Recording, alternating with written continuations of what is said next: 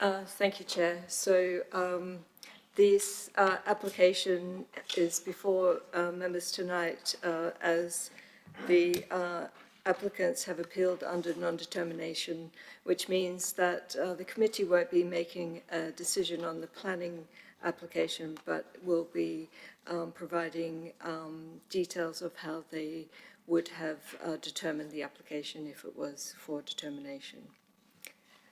So if I just go through the slides, they're the same as those presented at the committee meeting on the 9th of December.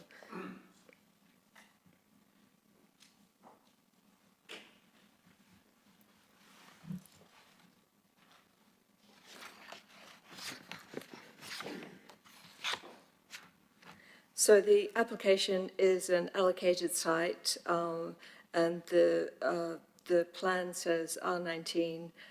The site could have around 75 dwellings on there.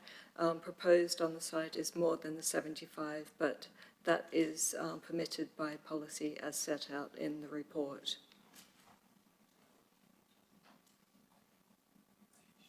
The green line on the left-hand slide shows part of the site that isn't, part of the allocated site that isn't part of this planning application. So while there are 97 dwellings proposed on this site, there will be potential for more dwellings on the area that's to the left of the green line.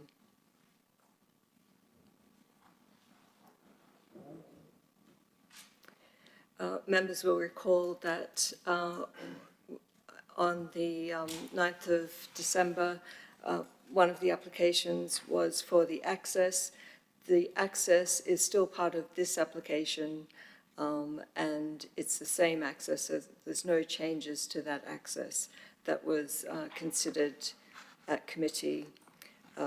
The proposal includes the loss of the oak tree, which is at the front of the site, and the report identifies the reason for refusal for the access application, which should be a material consideration for you tonight.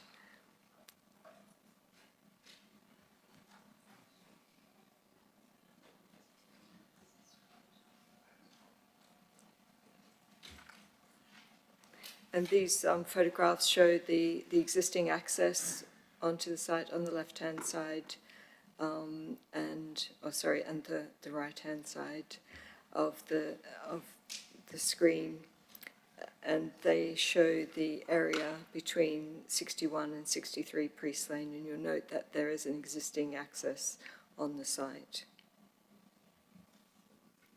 And these photographs show the top one is St Andrew's Place and shows two adjoining dwellings that face onto the site with windows, and the proposed development addresses those areas by either screening the windows or angling the dwellings away from those properties. And the bottom photograph shows the Endeavour School in the background, which has been fenced off from the parcel, and you can see the trees along the boundary, which are proposed to be retained as part of the application.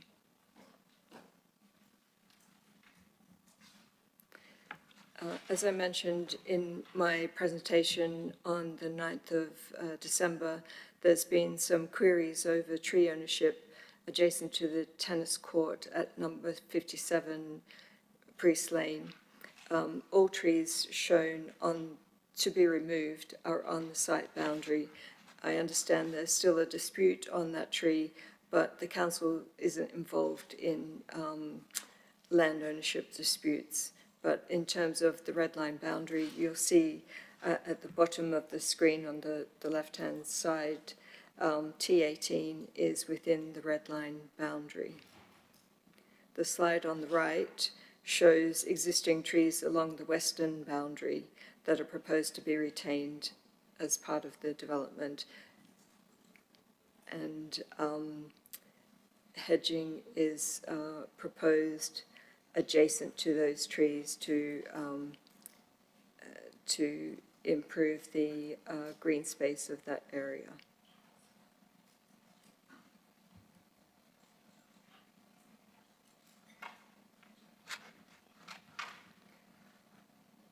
There was I think in the current report for you tonight, I've mentioned that one of the neighbours has raised a few concerns as part of post 9th of December committee, and I've added here that the dwelling proposed has a setback to the boundary of measured at 14.7 metres. And it's 21 metres to the pool edge. And I mentioned at the previous meeting that standing in the room at the back of the dwelling, there would be potential of overlooking part of the pool over a 1.8 metre high fence. The proposed conditions remove permitted development rights of this dwelling so that there wouldn't be any ability to convert the roof space into a habitable room with windows without requiring planning permission.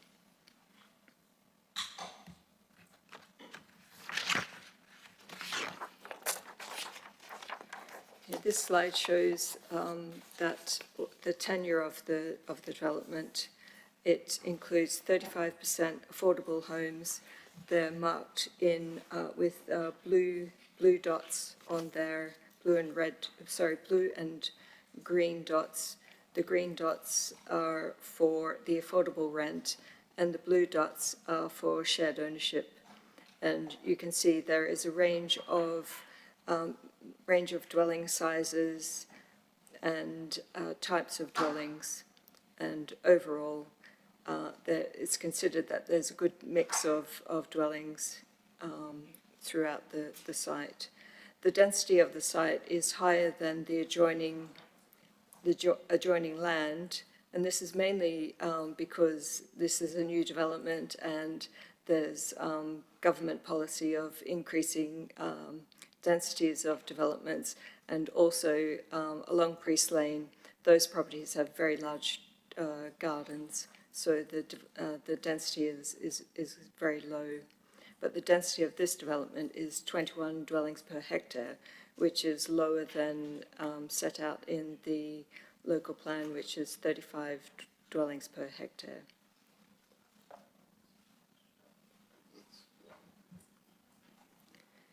This slide shows the layout of the proposal, with the central landscaped area and play space coming into the site, adjoining the SUDS green space area, and then there's more green communal space area on the southwestern side of the site as well.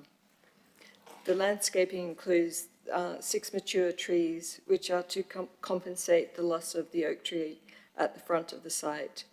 And as I mentioned, the attenuation basin is adjoining the central open space area.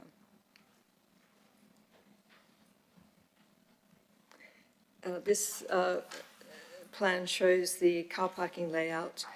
Since the 9th of December committee, the car parking guidance has changed. It's been updated. It's now the 2024 car parking guidance. I've looked at that guidance, and the proposal still complies with that.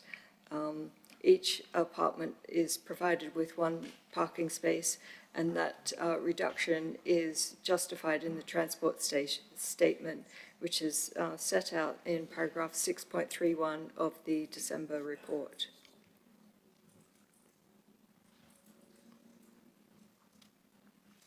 This slide shows the pedestrian and cycle access throughout the site, and there is an internal pedestrian route through the open space and internal roadways, and pedestrian and cycle connections are provided off-site via cycle connection improvements, which is part of the Section 106 obligations, which is the Section 106 obligations are set out in the December report towards the end of that report.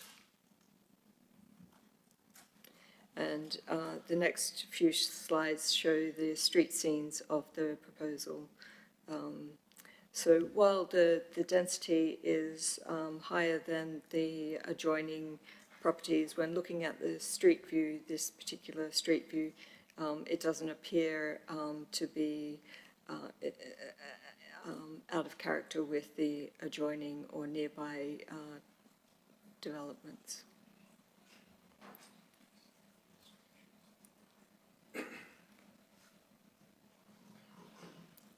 And this slide shows the North Street scene, and also the access road is provided there, and the northern view of the proposed dwellings adjoining the Priest Lane properties.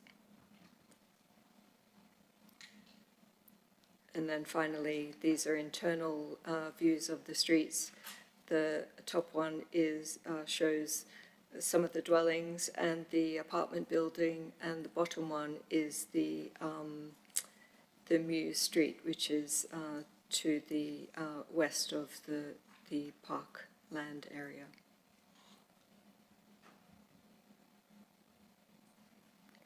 So as I mentioned, the landscaping plan has the 6 trees provided in the communal open space area in the center of the site. And in addition to the tree planting and landscaping, there is a local equipped area of play in the center, and that's subject to Section 106. And in addition to that open space around the attenuation basin and to the eastern side of the attenuation basin, there is additional open space. So in summary, it's a strategic housing site. 97 dwellings are proposed. It's considered to comply with policy. It's a sustainable location, and 35% affordable housing is provided. So it's for committee now to advise on what reasons they would have refused the application, considering the reason for refusal of the access application. Thank you. Thank you, Ms. Dunning. Right, so the first speaker that we have is Mrs. Sanders from the Priest Lane Neighbourhood Road Association.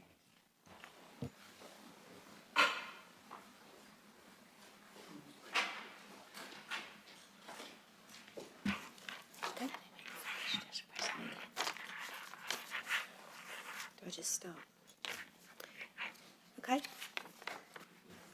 I'm objecting along with 200 or more other residents to this application. The majority of our objections have not been addressed or not addressed satisfactorily. The council meeting on the 9th December refused permission for the access road, and as a result the decision for the houses was deferred. The council hoped that Calla would address the concerns about the access road has not been realised. Furthermore, the cumulative impact of the approval of additional houses, some 180 for Red Row, 38 for Stone Bond, and a further 350 or more currently being appealed by Countryside, and the effect that this will have on traffic as drivers attempt to circumvent the chaos that will doubtless be caused on the London Road and Oliver Road, has not been addressed. The application plans for 97 dwellings across one site, whilst around 75 dwellings were specified in the LDP, which was up from 45 promised by the previous administration, across 2 sites. The plans are inconsistent with the design, character and density of housing in the immediate area.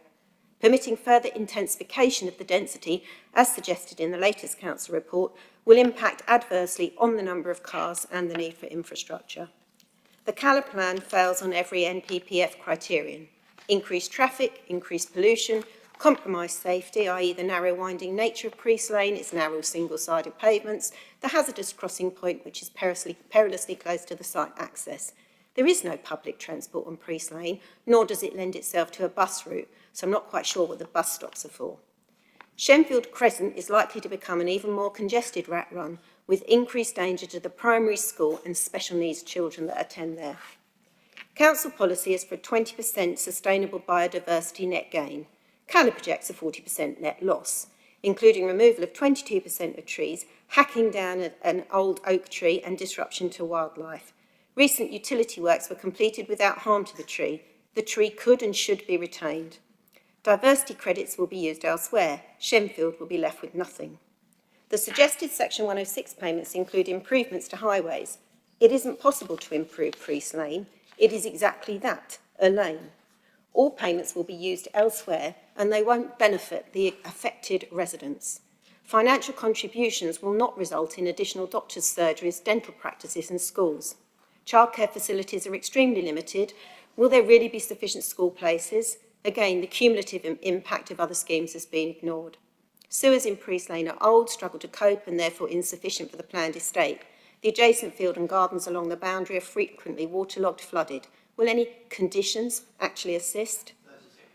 Over 9 years, objections raised by the residents have never been addressed, while detailed consultation between developers and officers appear to have been ongoing for some time, which seems unfair and undemocratic. This application should be rejected on the basis of its excessive side, issues of housing density and design, road safety, traffic congestion, biodiversity loss, environmental concerns, infrastructural inadequacies, poor drainage and disregard for the local development plan. Thank you. Thank you. Thanks for that.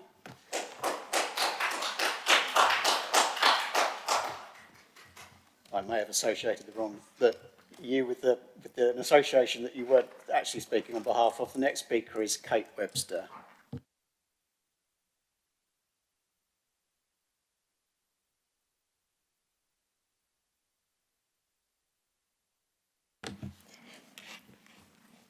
The LDP allocated around 75 dwellings for the two sites at R19, and this was based not only on the appropriate local density levels, but also on the concern for the level of traffic.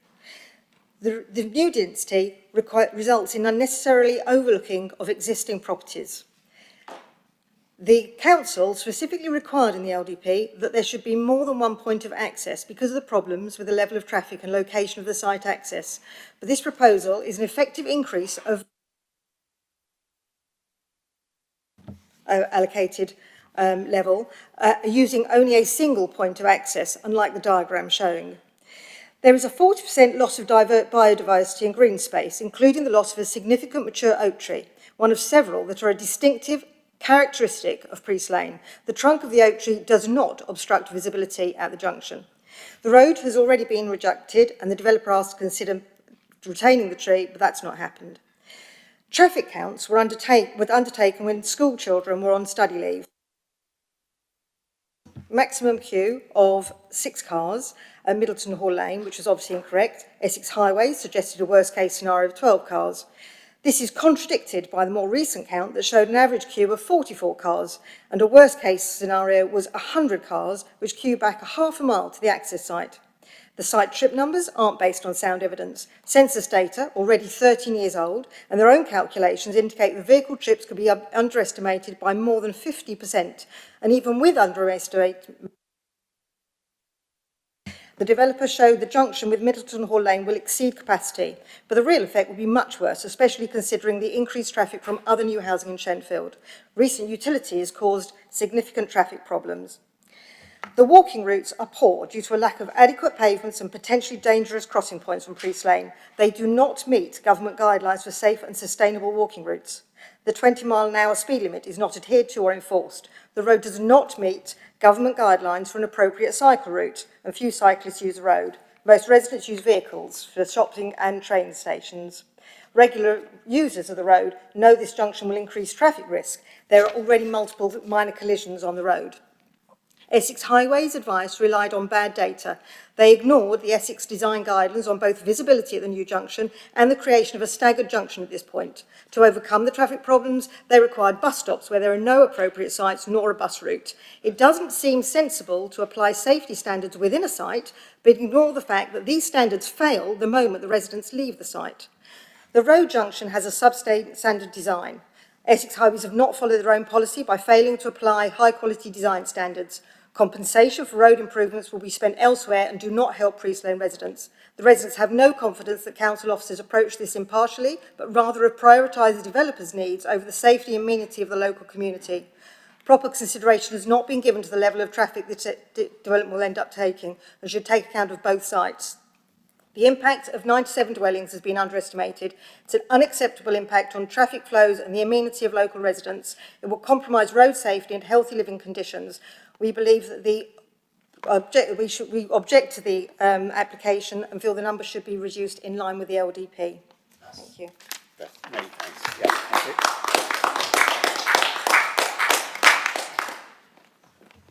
you. Right, the next speaker is Simon Hoskin on behalf of Collar Homes.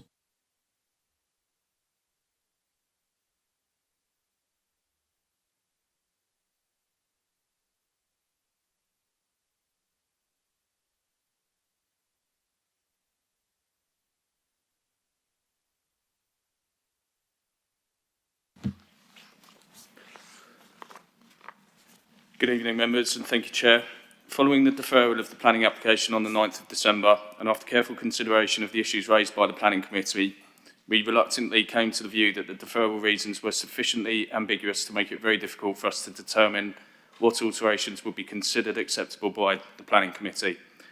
There is no clear justification for making unspecified revisions to what is a very well-considered scheme that has been the product of extensive stakeholder collaboration and one that provides much-needed high-quality market and affordable housing.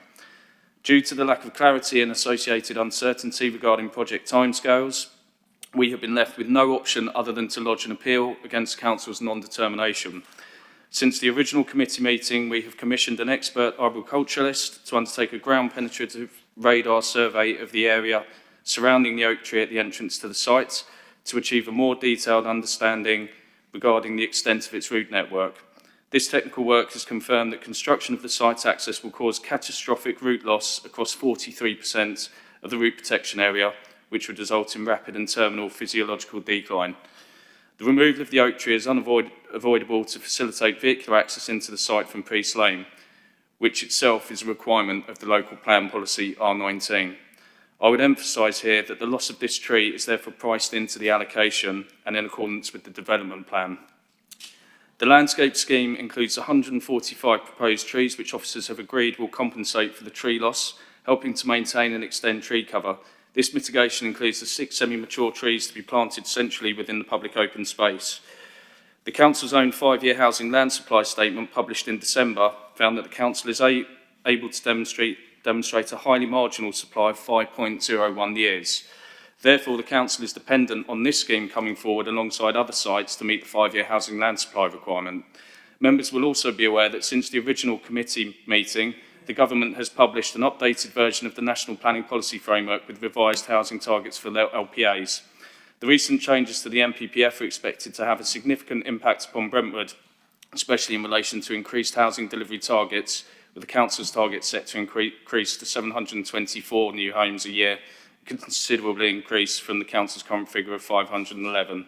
It should also be noted that the recently published NPPF includes an updated approach towards density, placing a strong emphasis on the avoidance of homes being built at low densities and ensuring that developments make optimal use of the potential of each site.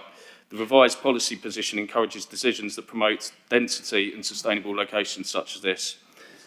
With the introduction of the new NPPF, the planning policy context has changed since the application was originally heard on the 9th of December, and this further supports the delivery of much-needed new homes on allocated sites such as this.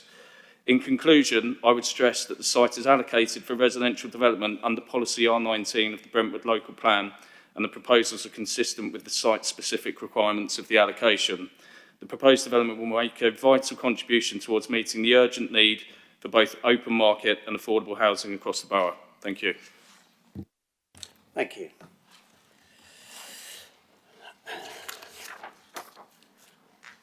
Right, so we now have ward councillors present. First thing I'll do is I'll read out the statement from Councillor Thomas Gordon, who unfortunately couldn't be here tonight, since he's the one that isn't present. So it's got a preamble which is not directly relevant. I'll come back to it if I'm reminded, because there's quite a lot to go through, so I'll try and get it through, and we will time it for 3 minutes. So, I and other local residents, and obviously this is him, spoke extensively at the previous meeting in December. Since then, nothing has changed. To recap, street scene, the proposed properties, especially the apartments, do not match either the style or size of the properties in the immediate area. I understand the density of new properties is 3 to 4 times that of the properties in the immediate area. Flooding, in the LDP, page 237, policy R19, land at Priest Lane, point 2, drainage. This point states the following: as the site is located within a crucial drainage area, development should minimise and mitigate surface water runoff in line with policy BE05, sustainable drainage. I do not believe that this is fully addressed. Speaking with residents backing onto the site, they tell me that parts of their gardens are unusable during the winter with excessive amounts of water. I have also spoken with residents in St Andrews Place, boarding the site. They tell me they suffer from waterlogged gardens and occasionally standing water in garages. Concreting over half this field would not help this and could make the problem considerably worse. Privacy. The proposed apartments will look directly into a number of private gardens along Priest Lane, destroying privacy and reducing the quality of life for those residents. Road safety. This is by far and away the biggest issue. Within the local plan, there is a policy that states that developments must not have an unacceptable impact on the transport network in terms of highway safety, capacity and congestion. Everyone I speak with residing on Priest Lane believes that this development will have an unacceptable impact on the local transport network, making it less safe and even more congested. Therefore, this application should be refused on that basis. Priest Lane, the clue is in its name, is a country lane established before 1900. As has been described at previous meetings, the lane is as narrow as 4.45 metres in places. Putting that into context, legacy P4 MAN fire engines are 2.45 metres wide, with the newer P4 Scania engines 2.55 metres wide. With many modern cars over 2 metres wide, we already see a lot of vehicles mount the pedestrian pavement during busy times. A significant increase in traffic will exacerbate this problem. Within the application, it talks about wonderful cycle routes. However, the problems for cyclists start when they turn into Priest Lane. My advice would be, don't risk your life cycling on Priest Lane. The other significant issue is the limited vision road users will have turning out from the new road. The staggered junction with Glantham's Road makes a nonsense calculating splays. Because of the housing and hedging, cars exiting Glantham's Road cannot be seen until very late. The nature of this staggered junction makes the section of road exceptionally dangerous, and adding another exit compounds the risks. The plan also talks about alternative exits from the site, other than demolishing a local school or building a tunnel or bridge to cross the railway line. That option doesn't exist. Bus stop. We heard from the County Council at a previous meeting that under no circumstances would he expect the County Council to provide a bus route for Priest Lane. Too narrow, too many sharp corners, and for very long stretches, pedestrian pavement only on one side. Numbers. When this site was first mentioned, the number of properties indicated was 45. This was across both sites, including the area known as Fleming's. This figure quickly grew to 75. At the previous meeting, the officer suggested the 97 figure only related to the main site. I've spoken to the residents who have encyclopedic knowledge of the site. They understand the 75 covers both sites, so it does appear the goalposts have been dramatically moved. If, as believed, the Fleming site could represent another 23 properties, we're now looking at a total of 120 properties on the two sites. That figure is a staggering 166 above the original 45, and still eye-watering 60% above the 75. Far too many. There's more words here, but I've got to 3.5 minutes, so unfortunately I can't read them out.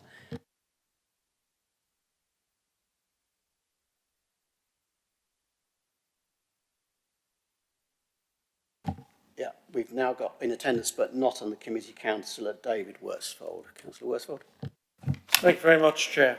This application represents a significant overdevelopment, 30% in excess of the number of homes envisaged in the local plan. It decimates nature, provides nowhere for large numbers of children to play, disregards pedestrian safety, and understates the impact on the local environment and infrastructure.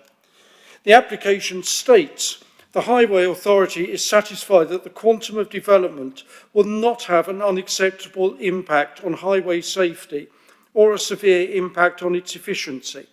Are they serious? 97 properties will pour cars onto an already congested Priest Lane at peak times, leading to long traffic jams. If you take the developer's own data, it could take as long as 1 hour to get out of the site in the morning. Is that really what is acceptable nowadays? At the previous meeting, I highlighted the casual disregard for pedestrian and cyclist safety.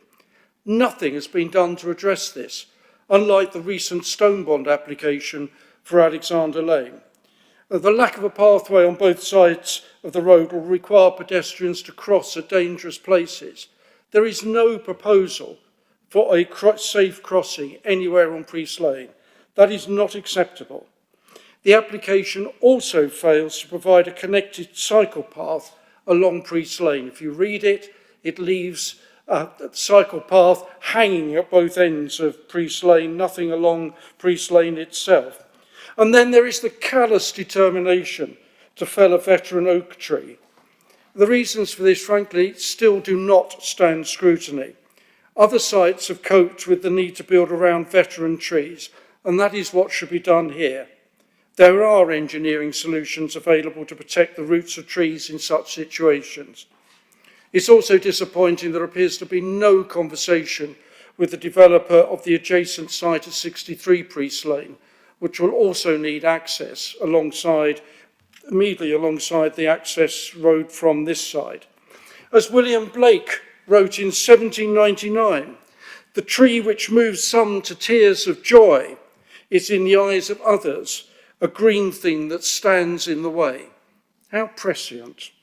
The lack of detail on Section 106 contribution to replace the loss of the playing fields is also not acceptable and actually constitutes a trigger for refusal under the local plan for this site. It dismisses Sport England as not being a statutory consultee because the fields hadn't been used for 5 years. Let me tell you that if the Women and Girls Football Club that I ran on that site for many years had not been forced off, those fields would still be used today. The Section 106 contribution, which is not specified, should be calculated based on continuous use, and we need to see it before any approval can be granted. The proposal for the whole site is clearly a major overdevelopment.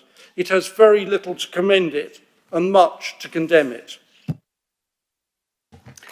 Thank you, Councillor Worsfold.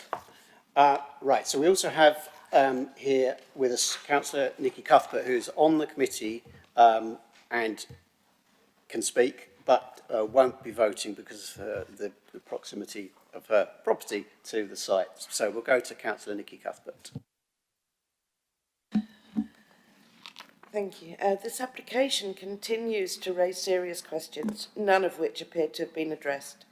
Firstly, the biodiversity loss is appalling, and there would be scope to reduce this level if some trees were to be retained instead of being removed. Additionally, the potential loss of the veteran oak tree close to the proposed access is completely unacceptable. The loss of established trees cannot be compensated for with new planting, even if the proposal is for 145 to be planted. 97 homes would be without a doubt a huge overdevelopment of this site, and the resulting density totally out of proportion to the surrounding area. It directly opposes the National Planning Policy Framework on achieving appropriate densities, where it is stated that minimum density standards should be considered that reflect the accessibility and potential of different areas. Given the severe accessibility constraints of the site, this does not appear to have been considered in any way. One of my greatest concerns is road safety and the consequences of substantially increased traffic and yet another access road onto Priest Lane. The lane is extremely narrow, in places too narrow to allow 2 vehicles to pass adequately. There are also several sharp bends and long stretches with a pavement on one side only. The close proximity of the proposed access road to Glantham's Road is a further hazard. Any vehicle currently turning left out of Glantham's Road onto Priest Lane has to unavoidably encroach onto the right-hand side of the lane, and the close proximity of the staggered junction will make this even more hazardous. I would also have to have some sympathy for any potential future residents of this development, as to exit onto Priest Lane will take a frustrating length of time. The queue of stationary traffic heading back towards Brentwood often backs up far beyond the proposed access road, making turning left out of the site difficult and turning right almost impossible. It is, after all, a very narrow lane. The only obvious improvement to the road that could be made, given its constraints, is to improve the surface. Priest Lane is a complete patchwork of different surfaces where areas have been frequently dug up to facilitate repairs and upgrades to gas, electricity, water and drainage supplies. However, this will in no way improve safety for cyclists or pedestrians. Meaningful road improvements or improved public transport links are just not deliverable. I again strongly urge the developers to review the application, to make the development more attractive and realistic for the area, and to listen to the residents' concerns. They are very real. Thank you.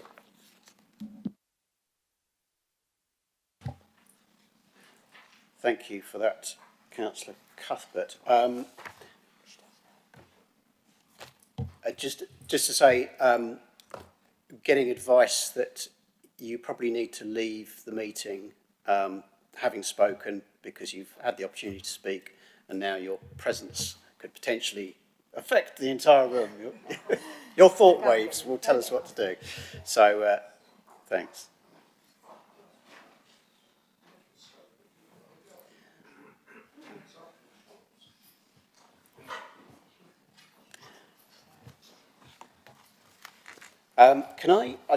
Let's to start off with, just pick up on one thing. The Mr. Hoskin for Carla Holmes said that talked in several ways about the new National Planning Policy Framework and was underlining the fact that the National Planning Policy Framework is shifting, and was implying that we ought to be taking that into account and therefore the ground had moved under the discussion.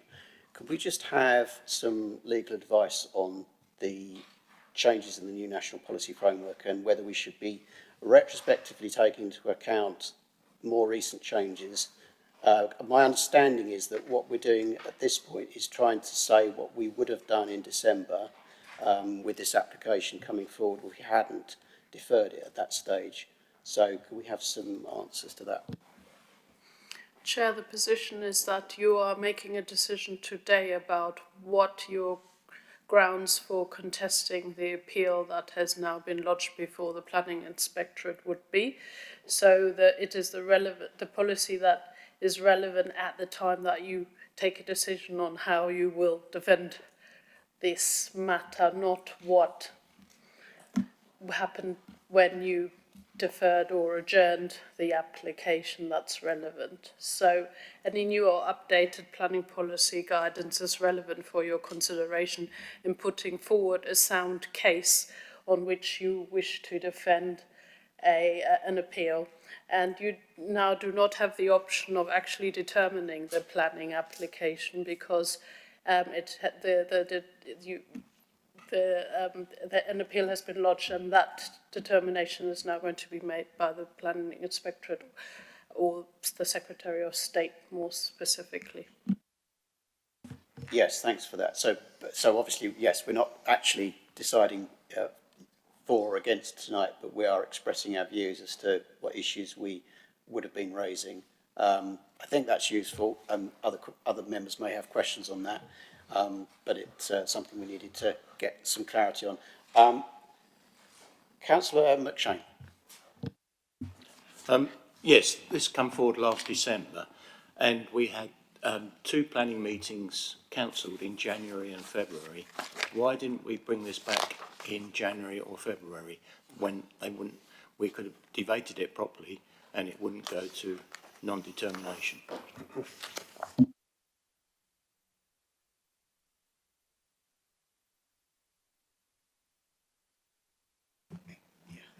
Thank you, through Chair. So the decision of the committee in December was to defer the application. As the applicant spoke earlier, they were of the view that there was no firm reasons or directions provided to them to come back to the committee or make amendments to the application that was before the committee. Their decision was to appeal non-determination. There was no other reason than to bring it back to the committee at that time without anything new to bring back. Several of the members of the committee have already spoken this evening, not of the committee, beg your pardon, to say nothing has changed, and that's because the appellant didn't want to change anything. But when did they put their non-determination in? It was submitted in early February. So in other words, there was time for it to come back to committee meeting. I wasn't able to report on it until this committee.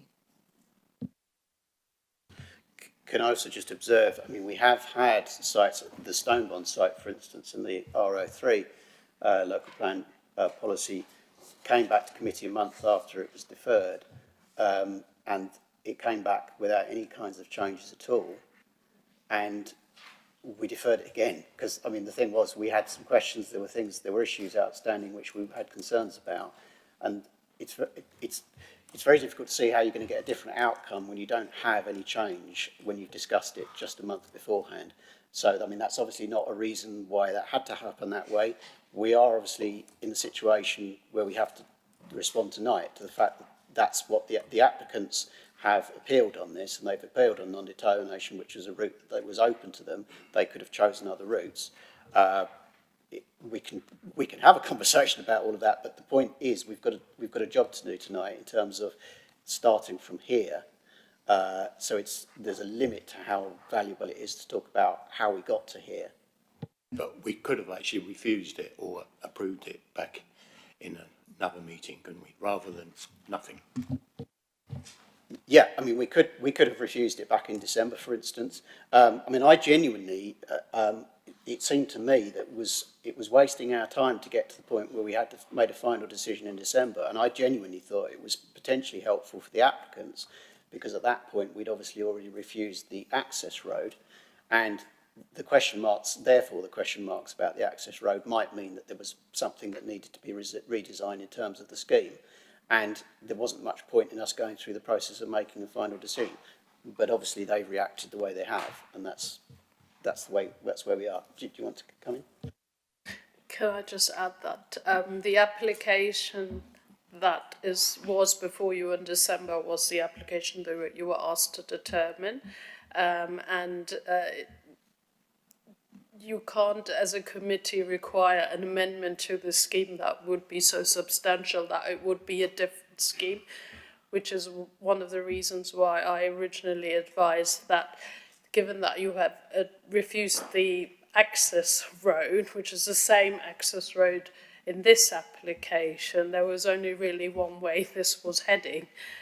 So I don't think that it was unlikely that there was going to be any other outcome, is what I'd advise as committee. So I don't think you need to be concerned about a missed opportunity, that because everything that the applicant has done is within their right. They've chosen not to make any amendments, and you now have to focus really on what grounds you want to defend this non-determination appeal, if at all. The option is for you to say, actually, we got it wrong.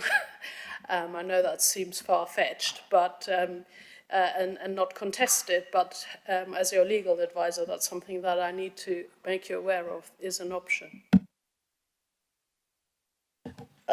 Also, I know we've already got a couple of other people want to speak, but the other thing that's probably worth mentioning is we didn't have a highways officer with us in December, and certainly there were a number of very interesting points being raised by the local residents in December, and again tonight. We again don't have a highways officer. Again, in my view, it would have been difficult to actually determine the main site in December without being able to ask some questions of a highways officer, because I was in the dark about all sorts of things. Residents are saying one thing, highways department are saying this is absolutely fine. Residents are raising what sound like objective points. We didn't have answers. So that was another very good reason, in my view, why a deferral at that point made sense, because I never like, and I'm sure others don't like, to try and be forced into a position where we're making a decision when we don't have all the facts in front of us. And there were a lot of questions on highways. So the next person I've got on the list to speak is Councillor Gorton. Thank you, Chair. Thank you, Ms Dunning, for your presentation. But I do have one question or an issue with what you said about car parking provision. You said that the car parking provision on site complies with both the superseded 2009 standard and the recently adopted 2024 guidance. For the most part, yes, I would agree with that, but with the visitor parking, there's 97 dwellings proposed, and each of those 97 dwellings should have a quarter of a visitor parking space, which is 24.25. Under the 2009 standards, that gets rounded up to 25, but there's only 22 spaces provided for visitors. The 2024 guidance doesn't talk about rounding up, so it would be 24, but it's still the case that the number of visitor parking spaces to be provided falls below standard as far as I can see. Do you want to comment on that? Thank you. Thank you, Chair. The car parking guidance is guidance, and it does allow for a reduction because of the connectivity level of the site. So the connectivity level is, the site is within walking distance to both Brentwood and Shenfield if people were visiting via train or bus. So that's why it's considered that it complies.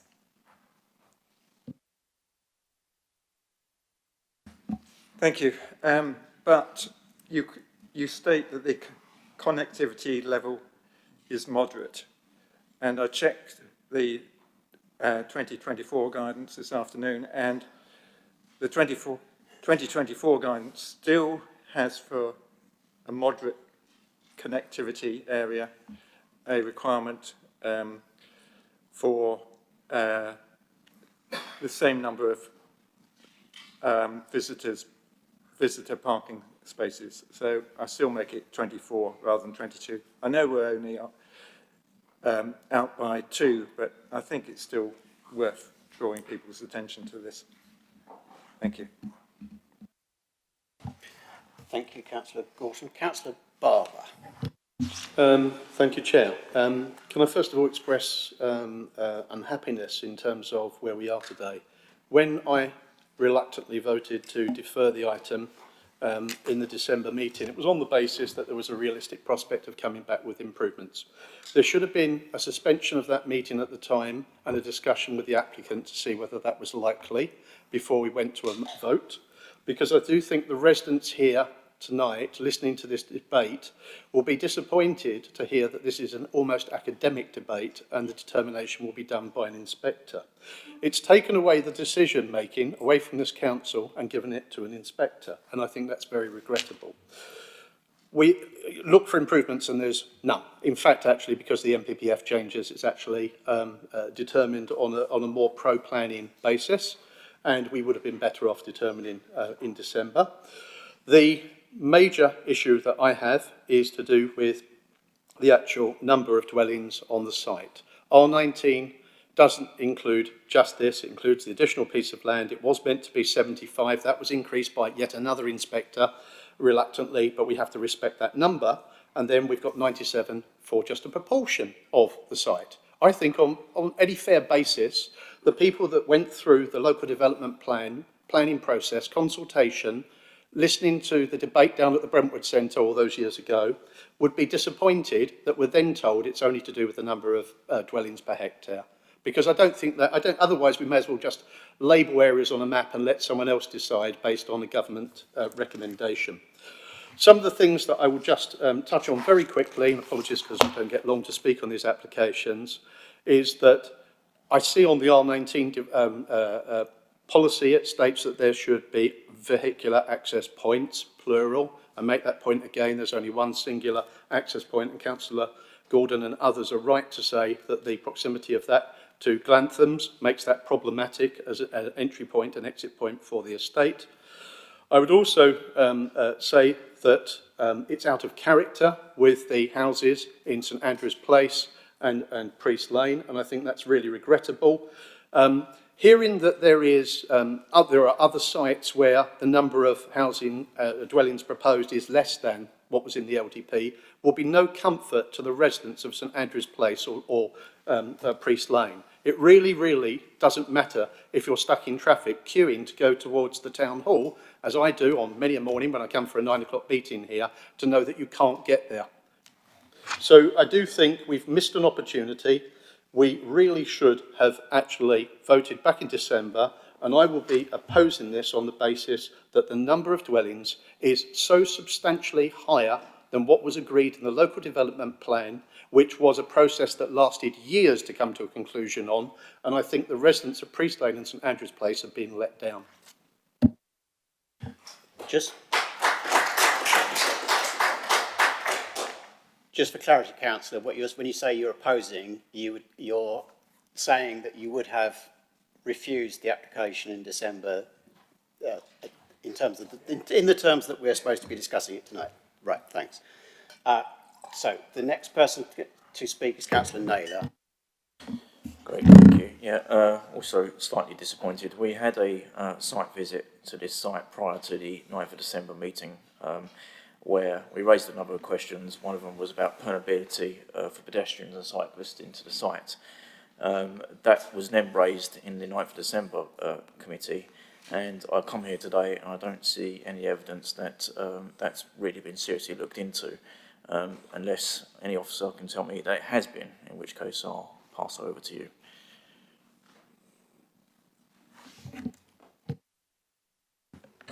Thank you, Chair. There's been no change to the application. The application is the same as it was presented to you on the 9th of December. Great, thank you. I find this kind of weird because we have policies in the local development plan, BE09, sustainable means of travel on walkable streets, specifically 1 and 2 and A and B under subsection 2.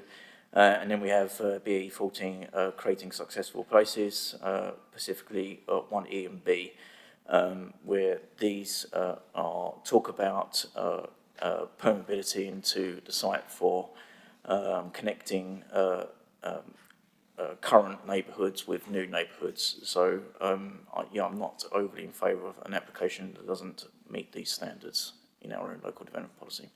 Thank you. Thank you, Councillor Naylor. Haven't got anybody else who's currently indicated. Oh, Councillor Border.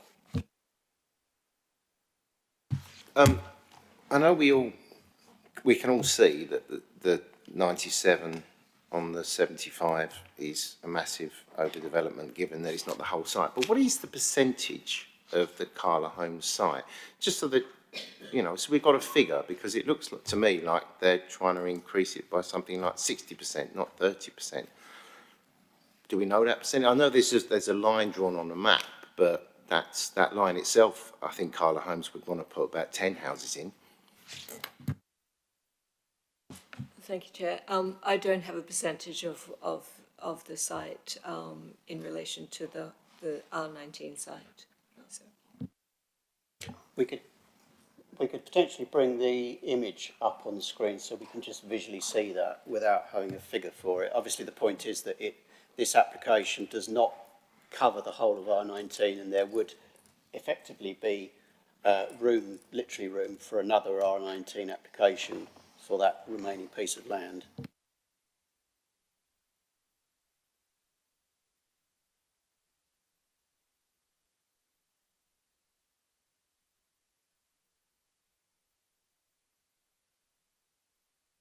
Quickly, do we know when the other site is coming forward, or isn't it? Well, we have to determine what's in front of us. We can't speculate about other things. The point that's being made is that this doesn't cover the whole of the R19 allocation, and therefore another application that came in for that other piece of land would also be an R19 application, and there would be a minus number of available properties, given that the allocation was for 75, and this, if this was approved or if this was being developed, is creating 97. So is there... If every application on the LDP had this increase in 60%, 40% or whatever, there'd be several thousand more houses in Brentwood. Yep, well, there will be more houses in Brentwood one way or another. We obviously have to determine where they're going to be, and there's other parts of that process. Can I just go back to this point about the National Planning Policy Framework and changes to it, particularly anything that might have happened between December and now? As far as I'm aware, no changes to the National Planning Policy Framework are currently taking away from us the right that we have to use our own very recently adopted local plan as material planning guidance for making our decisions. Is that correct?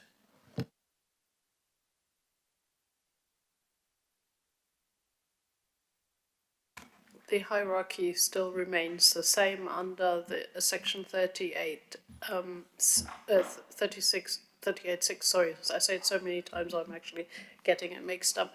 But essentially the hierarchy is that you start with a local plan and then you go to consider, you decide in accordance with your local plan unless there are other material considerations that suggest that you should make a different decision. And that the approach to decision making hasn't changed, Chair. Thank you very much. So as long as we're starting from the policies in the local plan and we're making our arguments based on that, then we are founding our arguments as well as we can be founding them. Yeah. Chair, in my report, I do refer to the changes to the MPPF and the National Planning Policy Guidance in the under policy changes. Yes, on page 13. Did you want to say something more specific? Right, yes, thank you. Thank you for drawing attention to that. One other question. I think it was suggested to us there was a statement from Highways. Have you got a statement to read out from Highways?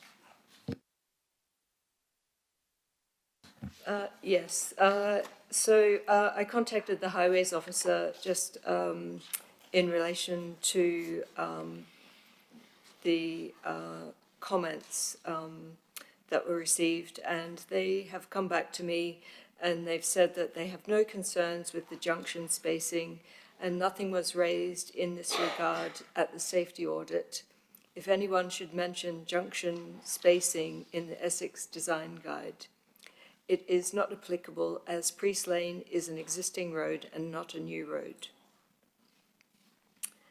They also state that it is guidelines, nothing beyond guidelines. With regard to the bus service, I don't know if you want me to continue, Chair, because it kind of goes... That would be helpful. Okay, yep. With regard to the bus service, when all the Section 106 contributions have been collected and developments start to become occupied, it is the intention to run a service, probably a minibus, given the width of the some parts of Priest Lane, between the land to the north of Shenfield developments, that's local plan site R03, and Shenfield Station and Brentwood. Regarding the residents' photos of traffic, the Highways officer has reiterated that they previously responded, and their response was, a detailed transport assessment has been provided that considers the impact of the development on the local highway network. It confirms what is already known, that congestion does occur at peak times on Priest Lane during school term time, and the development can be expected to add to that. In terms of planning, however, the Highway Authority is satisfied that the quantum of development will not have an unacceptable impact on highway safety or a severe impact on its efficiency, which is the NPPF criteria for refusing an application on highways grounds. The Highway Authority's position also accords with the Brentwood Borough Council's own transport consultants, who concluded that there are no major residual impacts that might prevent the delivery of the local development plan. Thank you. Thanks for that. Councillor Gorton, did you want to come back? Yes, please. On that highway statement, can I just point out the very obvious? It talks about RO3 and the bus service to be provided through that. Well, that is the site on the other side of Shenfield, the north of Shenfield site, so it's nothing to do with the site that we're considering this evening. Thank you. Chair, if I could just clarify, it's the combination of the Section 106 contributions that will go towards the bus service between the two sites. So that's what the Highways Authority are collecting, those contributions for the bus service. Is that service, would that service be dependent on all the sites being delivered, presumably? That's correct. That's tying various things together and making things more complicated for people to decide, I think. Right. There was also a question I was going to ask in relation to what is being said on page 31 by Sport England about the provision of playing fields, and tying that into R19 paragraph E, on which covers playing field provision. So Sport England, it says at the top of page 31, an objection is made to this planning application as a non-statutory consultee, and that objection could be addressed if details of appropriate financial contribution towards off-site playing field mitigation is secured as set out in this response. That's their first response. Their second response still says, at the time of writing, an agreed amount for mitigating the loss of the playing fields had not been finalised. The final agreed amount would be included in the Section 106 agreement, as well as where the monies would be spent. But so there's no clarity, and my reading of that, although it's not clear, is that Sport England still have an issue. If that's wrong, if it's wrong that Sport England essentially were withdrawing their objection, do we know that that's the case? I do have an update on that, Chair. So if you go to page 51 of the December report, it includes the financial contribution to mitigate the loss of the formal playing fields and pavilion. And it refers to the Brentwood Centre, Hutton Football Club, or Larkins. As part of the appeal process, the applicants are required to negotiate with the planning authority in relation to the Section 106 contributions. So Sport England and the applicant and myself have had several meetings to discuss a way of working out the appropriate contributions for the loss of the playing field, former playing field. And there has been an agreement on how the calculation would be undertaken, and that has been finalised. So Sport England are currently in the process of drafting a response to say that they withdraw their objection. Okay, I think that's really helpful. Okay, so we have the BE14 parts 1A and 1E, which were reasons that were given, or the reason, or two reasons that were given for the refusal of the access road part of this. Just to say, my view on where we currently are is that there are indeed other aspects of this application that's in front of us which are problematic. And I'm just going to mention the two ones which are foremost in my mind. One of them has to do with the biodiversity, and that connects up with the issue of density, although it's not precisely the issue of density that is the leading edge of that, as it were. I'm just going to read what it says in our local plan, policy NE01 on biodiversity. It says the council will require development proposals to use natural resources prudently and protect and enhance the quality of the natural environment. All proposals should, wherever possible, incorporate measures to secure a net gain in biodiversity, protect and enhance the network of habitat, species and sites, both statutory and non-statutory, and avoid negative impacts on biodiversity and geodiversity. So I think here I'm struck by the phrase wherever possible in that. So the decision that we would have to make, or the judgment that we would have to make on sites, is that if biodiversity improvements are not being provided on site, that's because they're not possible on site. And therefore, there's effectively a notional flow chart here in terms of where you provide your biodiversity improvements. You provide them off-site if it's not possible to do that on site. Now, in this case, we have a situation where it's being said that biodiversity net gains would be delivered off-site. But I'm really struggling to see that there's any demonstration here that it's been demonstrated that it's not possible to deliver biodiversity gains on site. And I am particularly struck by what is being said on page 25 of the agenda and was said in the December report, since that page 25 is the appendix. Namely that a draft biodiversity gain plan confirms that all the existing habitats units would be lost to facilitate development. Now, this ties in with the matter of density, because what's essentially going on there is that in order not to provide the biodiversity or maintain biodiversity or leave space to improve biodiversity on site, the developers are proposing extra units. If, for instance, this was an application that was coming forward with the 75 that was originally being proposed, or something closer to the 75 than the 97, something like 80 or 85, that would obviously leave more ground that wasn't going to be built on, and it would have been easier to provide biodiversity improvements on site. So I obviously asked this question yesterday, and at this point it is effectively a question.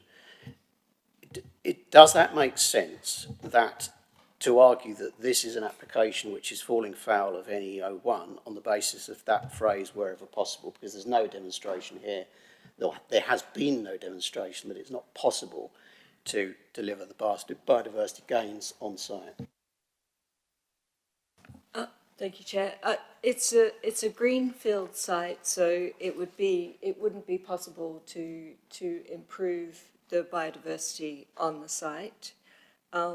Since the local plan was adopted, there has been the statutory requirement of 10% biodiversity net gain, and that statutory requirement allows for on-site provision, off-site provision, and as a last resort, we're purchasing biodiversity credits. And in relation to 10% biodiversity net gain, the guidance says that a planning application can't be refused where it's proposed to provide 10% biodiversity net gain, either on-site, off-site, or the biodiversity credits. Therefore, it couldn't be a reason for refusal or a reason to defend the appeal, in my opinion. Is it not the case that there's a sequence? You can't just leap to the proposal that you do it off-site, that you have to go through a sequence of demonstrating that you can't do it on-site and moving from one point to another? Well, as I said, Chair, the the fact that it's a greenfield site, it would be impossible. It's just not possible to provide the biodiversity net gain on the site. It is possible to keep some trees on site. It would have been possible, but in terms of it's a development site, and at the moment it doesn't have any development on it apart from the pavilion. So it would be extremely difficult, or it would be impossible, as I said, to have a biodiversity net gain. Right. Do you want to come in? Chair, if I can assist, basically the baseline is already very high, so for them to improve on 10% on-site whilst also building houses is practically not possible, which is why the provisions say there's a hierarchy. So you try as much as you can on-site, then you go to off-site, then you go to statutory credits, and what your officers have advised you is that they've done everything they can do to provide some biodiversity gain on site, and that is as far as they can take it, and they've gone through the correct steps in assessing what can be provided. Right. I'm slightly puzzled by this because obviously the overwhelming majority of our local plan sites are greenfield sites by definition, and my memory is that it hasn't been the case that so far every site that's come to us has said, oh, we can't deliver biodiversity net gain on site. We have had sites that have been saying we can deliver net gain. Obviously, one of the ways in which you can do that is plant various things. You know, it's about the amount of area that you plant, it's about the kind of things that you plant, the sorts of things that you put in. I've had issues with how that is worked out, but I'm not aware that we have, because the thing I do remember is when we had the two sites for Stond and Massey came to us, we were quite surprised, and I remember officers being surprised, that there wasn't, the arrangement wasn't that biodiversity net gain was going to be delivered off-site, that it was going to be delivered, that it was going to be delivered off-site, it wasn't going to be delivered on-site. So the sites that we had previously discussed, on the basis of that memory, there was an on-site biodiversity net gain being provided, even though they were greenfield sites, because we had discussed such sites. Unfortunately, I can't think of a specific site at the moment. I don't know if any officer's got an example, but it does seem slightly odd to me that we can be in the situation where the argument is simply because it's a green field, you can't deliver biodiversity net gain on site. I mean, it's a green field. It's not even a green field which is like a wildflower meadow or something. It's a green field which was a playing field or a number of playing fields until relatively recently. So I think one could easily argue that the biodiversity on site is not as high as it might have been. Chair, perhaps the officers can advise you what the baseline on the site was. I don't know what that is, just to give you context, but the only other thing I would say to you, what you're required to do is come to a, exercise your view and give certain things weight in coming to a determination about on what basis you're going to defend the appeal. What you're not really required to go through every single policy and see, do they comply with the parking standards? They're 2 visitor spaces short of the requirement and so on. What you're required to do is look at it as a whole. What makes this scheme unacceptable? What are the key issues? Why, on what policy basis and for what reasons, and the evidence that you want to rely on in defending this appeal. So I would encourage you to focus on the big issues on which you want to defend the appeal, because otherwise you're going to be at risk of costs. And so for bringing forward a ground of defence that cannot be sustained. So I would focus on, for example, from what I've heard the committee debate, the density issue. I don't think adding the biodiversity gain issue adds any weight to the argument, if you see what I mean. So what I would encourage the committee to do is to focus on the key issues on which you wish to defend this appeal, so the officers can go away and help you do that. Councillor Barber? Chair, if I may through you just ask the officer a question that unfortunately I forgot to ask earlier on. On policy R19, I've got the document here, page 238, 9.159, I'll read it out because I'm sure you don't all have a copy in your pocket. The development will take its main vehicular access from Priest Lane. It will be expected to adequately mitigate its likely impacts on the performance of the local and strategic road network. Now, I see under the Section 106 terms that the strategic road network is included because there's allocation there for T26 for, at the double mini roundabout with the avenue and Ingrave Road. That is obviously a considerable distance away from the development and the entry point in and out of the estate. So the question I would like to ask through you, Chair, is to the officer, what is the mitigation on the likely impacts on the performance of the local road network for this application before us tonight, please? Thank you, Chair. If you turn to page 51 of the officer report, that's my report. The improvements are set out there, so I can highlight some of those. So one of those is public transport improvements. That would the bus stops, the bus service, the contributions towards that. The other improvements is the residential travel plan that encourages residents to use sustainable forms of transport rather than getting in their cars. And then there is the cycle routes, which would improve, once again, sustainable modes of transport, improve the access for along Glanthams Road and other quieter roads. Through you, Chairman, I just confirm. So for Priest Lane itself, essentially, I was looking for an improvement, physical improvement. It's really the cycle paths, and that's really on Priest Lane itself, and a promise of a minibus, which I'm not sure is going to be universally popular. I'm just wondering how we're mitigating the car and the vehicular increase that's going to arise from such a large number of dwellings, both deliveries to the houses and residents going to work and to school and various other things, probably by car in all probability.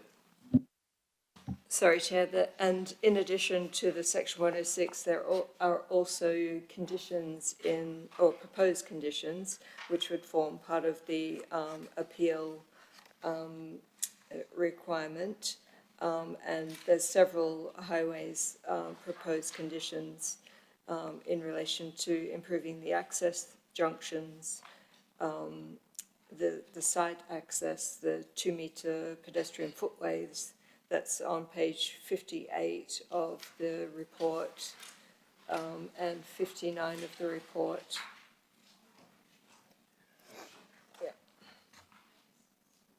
While we're looking at that, can I just come back to this issue of cycleways? Because on page 36, the table on page 36 refers to, I'm going to just read it out in full because the beginning of it is relevant as well. The development proposal provides pedestrian and cycle access to and from Priest Lane, that's to and from Priest Lane, which is shown to have an existing and proposed on-road cycle scheme from Middleton Hall Lane to Glanthams Road, Warren Road, Parkway and Friars Avenue. Now, it's not at all clear how you could provide an existing and proposed on-road cycle scheme from Middleton Hall Lane to Glanthams Road without going via Priest Lane. This was something that was being talked about in March 2018. I'm not sure what the status of this existing and proposed. I mean, it's not existing in the sense that there's anything physical on the ground. Is it proposed still? Is that a viable proposal?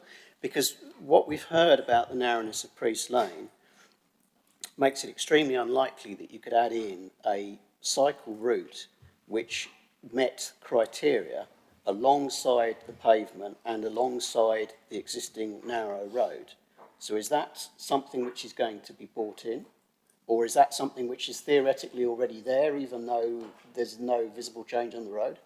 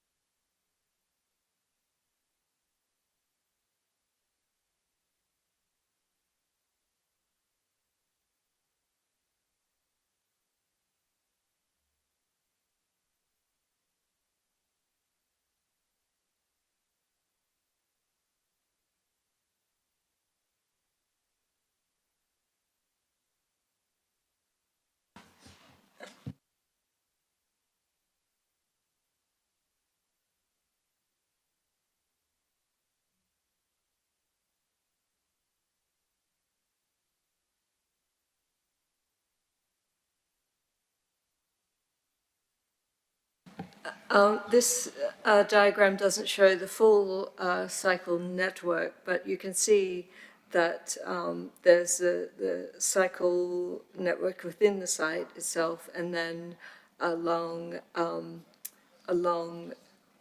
you see Glantham's Road to the north, and then along Priest Lane.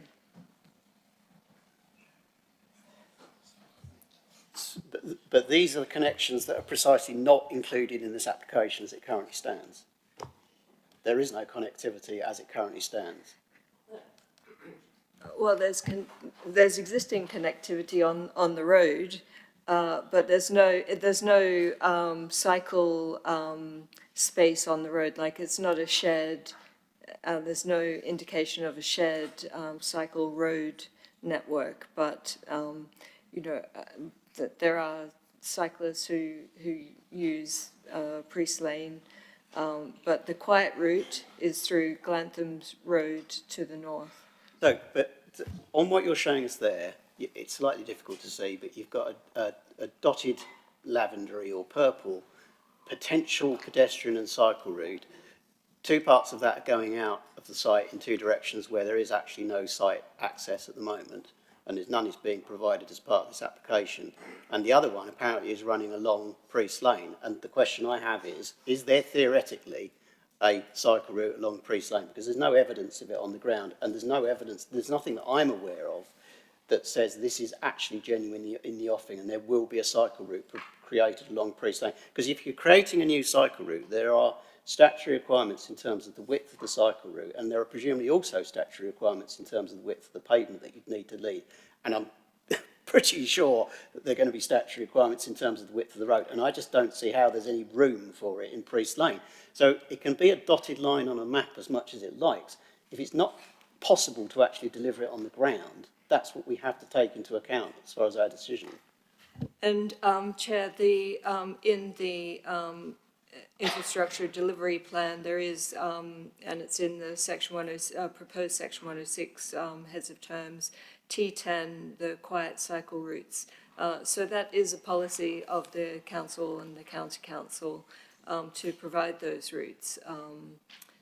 So that's, I can't say any Yeah, any it's a more policy. We would love to be able to provide those routes, but if you can't actually do it in the road, given the narrowness of the road, we, as a committee right now, trying to say what we need to say in terms of this application, we can have absolutely no confidence that that can actually be delivered on the ground.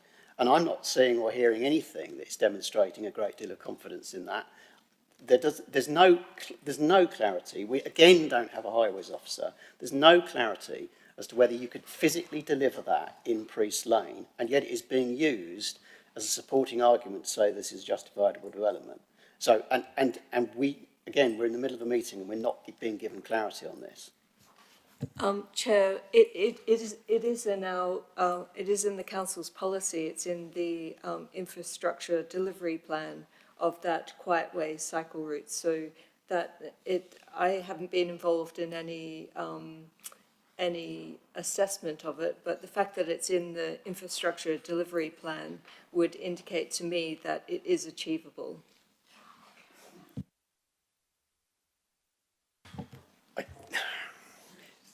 The amount of space available on the ground is the amount of space available on the ground. I mean, if it's only achievable by cutting down a whole load more trees, taking land from people's front gardens, doing various other things to completely change the character of Priest Lane, then that may be the way in which it could be potentially deliverable. But that is, I literally have had no sense of conviction. So no, I am not reassured that this is deliverable. None of what is being said on page 37 in the table there about policy MGO 5 and BEO 8 and reference T10 and the infrastructure delivery plan is making me feel that it's hopelessly vague. Okay, let's just leave that one there for the moment, unsatisfactory though it is, and let's move it on to something else, but it connects up with the image that we've got in front of us here. We've had various people already talking about site permeability, and again, we have a specific statement in the report that was in December, came to the December meeting, and the report that we've got attached tonight and is still relevant, where our own urban design officer says on page 33, should the pedestrian connections not be created through the site boundaries, the proposal would not be considered to adhere to the National Design Guide nor comply with Part 1A, B or D of Policy BE14. Now, your report makes touches on that in paragraph 615 on page 41, and it says that it has a moderate negative weight. And it also uses the argument that because the wall, particularly in relation to Alexander Place, is off-site, it's not in the control of the applicant. Well, again, that's somewhat surprising because that would suggest that whilst we have not just one but several policies, and BE09 is the principal one that talks about site connectivity, an applicant just has to say, well, this is off-site and I can't deliver it there, therefore there can be no connectivity. We have no evidence as to what measures were taken to provide permeability of the site. Nothing that's come to us has shown us that it is not actually possible to deliver that on-site or off-site, and we haven't seen any movement at all since December, and obviously bearing in mind that we're now 4 months down the line from there, there's been no progress in terms of providing permeability. So I'm going back to what the urban design officer is saying and thinking that it is still relevant to see that this site does not adhere to the National Design Guide nor comply with parts 1A, B or D of BE14. Does that seem correct? Chair, if this committee were of the view that should be a reason to defend the appeal, then I would think that would be reasonable in this case. Okay. Do we have anybody else who's indicating to speak at the moment? Councillor McShane. Yeah, I was just agreeing with your point about the biodiversity. Even the sites in sort of Blackmore and Calvin Hatch, they used the biodiversity site to create wetland areas to help with the runoff, which flooding was mentioned here, so it's another, and that's part of your diversity. Yeah. If I may, this site does have biodiversity. It's just that it can't provide the 10% net gain, but it meets the statutory requirement. I don't think that the biodiversity argument is a reasonable argument for, yeah. In those other areas, it was Greenfield site. They used the biodiversity to help with the flooding situation. Chair, if I may, the existing flooding situation of the adjoining neighbours can't be improved by the development of this site, but it can't be made worse by the development of this site, and the local lead flood authority is satisfied with the attenuation of surface water on the site, won't impact on the adjoining properties. And this site provides an attenuation basin which will provide some biodiversity on the site.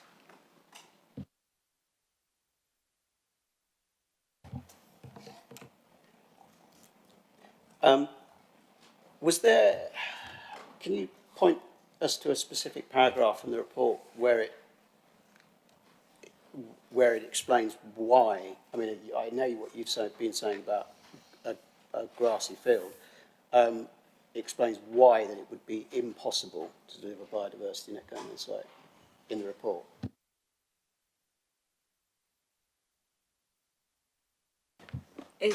I don't think it explains why, mainly because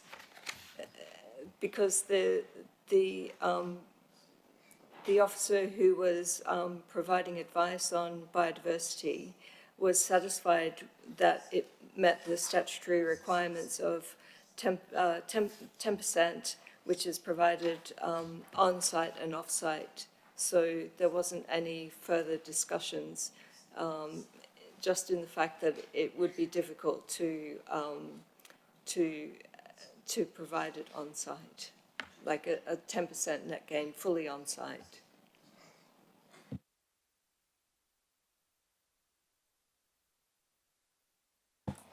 Thank you, Chair. One of the things that sort of strikes me of this application is the density, and the density is there are different aspects to it, but essentially the sort of newer surrounding developments on that site have a 15% and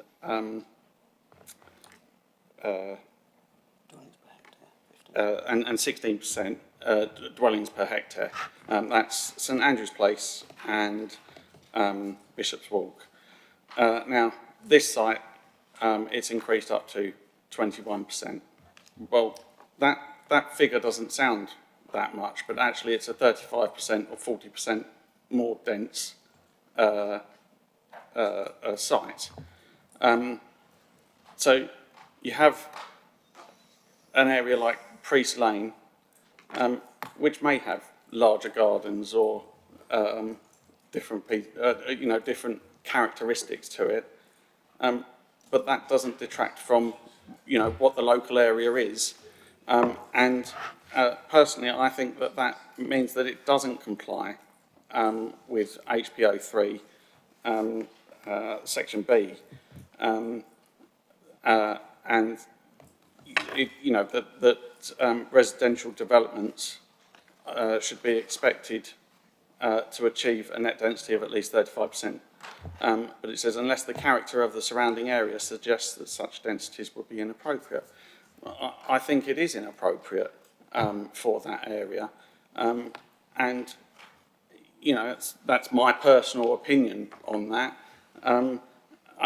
Yes, there are other sites that, this is talking about sites that are not in the local plan. Well, this is in the local plan, and this has been assessed, and this has been reviewed. And, there was a figure of 75 houses coming up to basically make it try and fit in with the local area. I know it could be around 75, and we've had this argument before, but this isn't about whether it's going over what the figure is in the local plan. It's about what fits in with the local area, and whether it's appropriate or inappropriate. And personally, I think it's inappropriate. Okay. There isn't anybody else who's down to speak right this moment. I'm just going to call a 5-minute break. I'd like a conversation with some of the officers, and then we're going to come back and we'll see where we get to after that. So we'll have a maybe a little bit more than 5-minute break, but at least 5-minute break. Okay.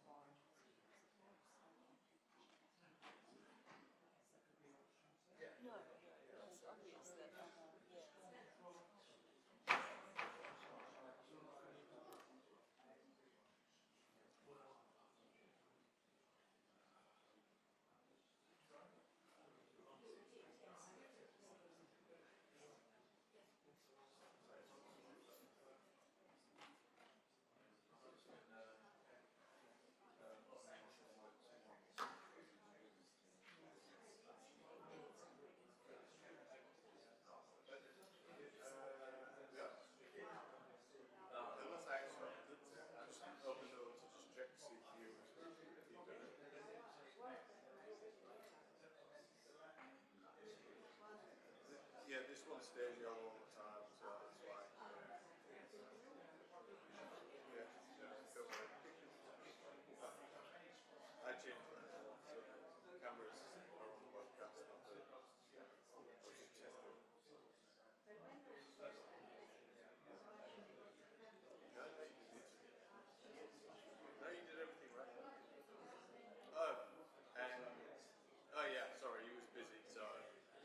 switched it to, but then she pressed the wrong button on her laptop, so it wasn't sharing. Or she did.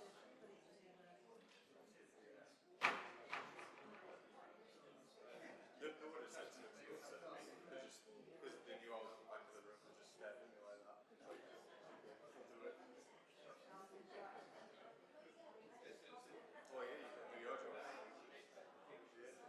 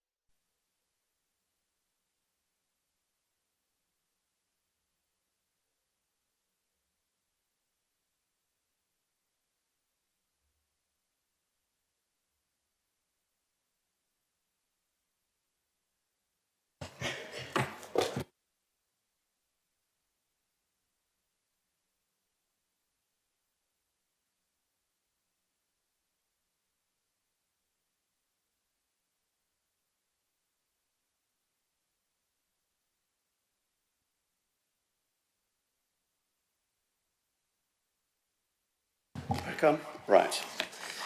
Okay, well, it's almost 9 o'clock and we've had quite a discussion. Is there anybody else who, whilst we were out talking amongst ourselves, has evolved something they want to add to what we've got to so far? No? Right. So, we've obviously had quite a lot of concern from residents about this application, and we've had expressions of concern by various councillors under various different headings.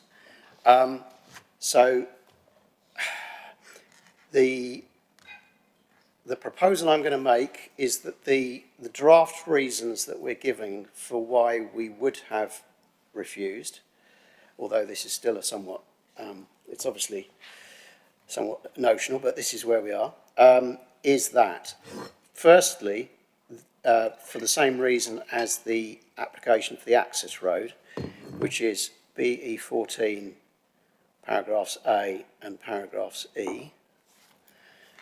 Secondly, in relation to the cumulative density of the development and its being out of character with the surrounding area and as a result creating unacceptable impacts on adjoining neighbour amenity, which is contrary to policy BE14 and as Councillor Cuthbert explained to HP03. I think we'll leave HPO3 in general. There are details there, but HPO3. And thirdly, in relation to the lack of pedestrian and cycle access through to St Andrew's Place and potentially arguably to Bishop's Walk on the other end, but certainly St Andrew's Place, being contrary to policy BE09 and again to policy BE14 part D. So, again, clarity on this. Do we go through a voting process and see the result of that vote and need a mover and seconder? Councillor Barber?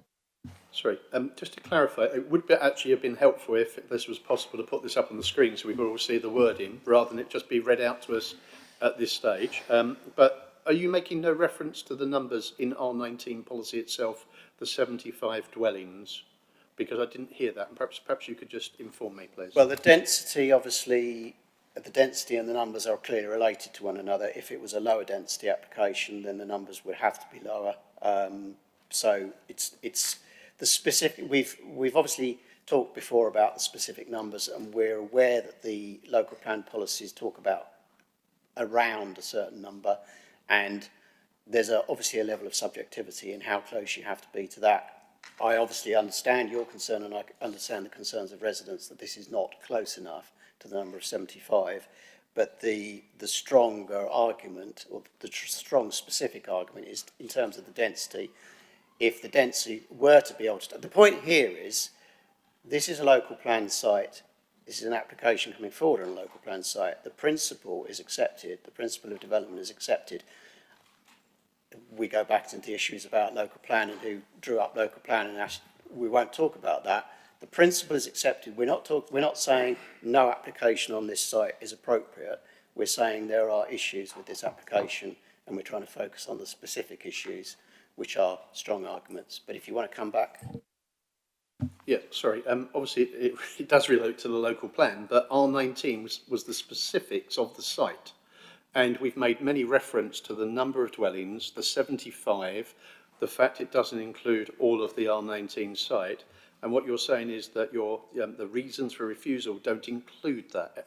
That just sounds a bit anomalous to me based on, I'll still vote to refuse it if we have a vote, but I would have liked to have seen mention of the 75 dwellings in R19 as a policy that's not being met by this application personally. So would an officer like to come in and make a comment on that?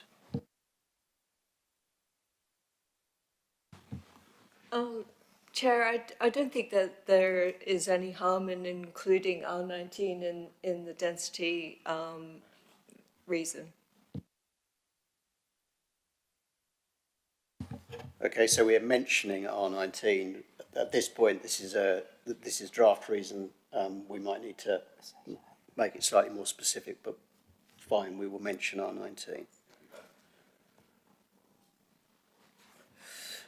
again, so the process at this point, I'm happy to move what I've just read out.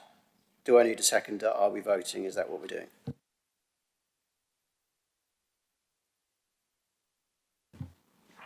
I'm happy to second that. Show of hands. You want to record a vote? Okay. That's fine. Yeah, If that's you want fine. to record a vote, Yeah. this is just a recommendation of Yes. your thoughts to the No, appeal. I'm trying to get clear as exactly what we have done this before, Yeah. but it's a while back and I didn't have the opportunity to go back and double check. Okay, so that's now been moved and seconded with the, if members would like me to read it out again, I could read it out again, the specifics of what's written down. Yeah, okay. Right, so I'll just go through that again. So the draft reasons are the same as the access application, which is B14 parts A and E.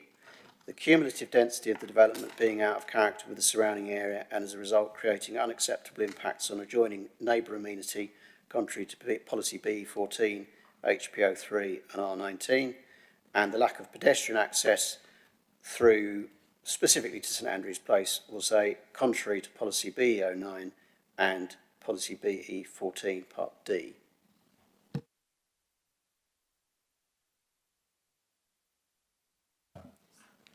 Well, yes, I mean, that is also mentioned in R18. So, I don't, yeah. Okay, I'm just conscious we don't want to overburden this with too much stuff, but R19 is clearly relevant, it's the site policy. So, we move to a vote. Thank you, Chair. Would members please indicate for or against the motion when their name is called? Councillor Baldock. Councillor Barber. Councillor M. Cuthbert. Councillor Gelderbloom. Councillor Gorton. Councillor LaPlane. Councillor Mayo. Councillor McShane. Councillor Minot. Councillor Naylor. Councillor Patel. And Councillor Sungar. Thank you, Chair. That's unanimous. Right, that's unanimous. Okay. So, those of you who are here to hear that item, we have discussed that item. There may be somebody to hear the second one, but I sort of doubt it.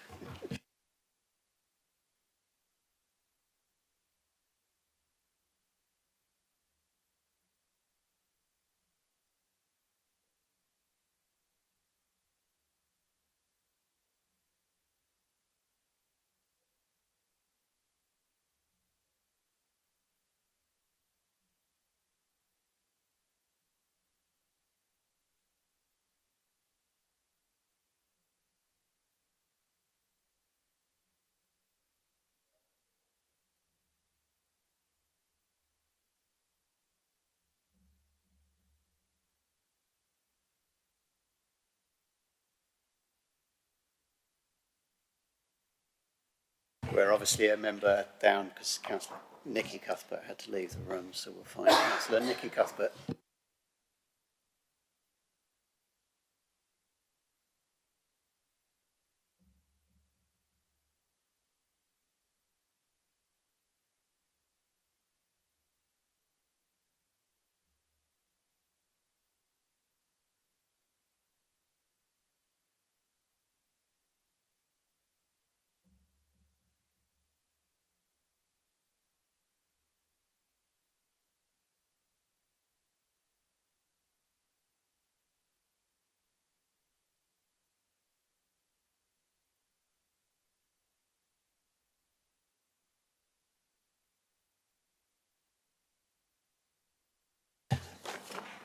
So, we move on to item 5, which is 26 Stock Lane, Kelvedon and Hatch.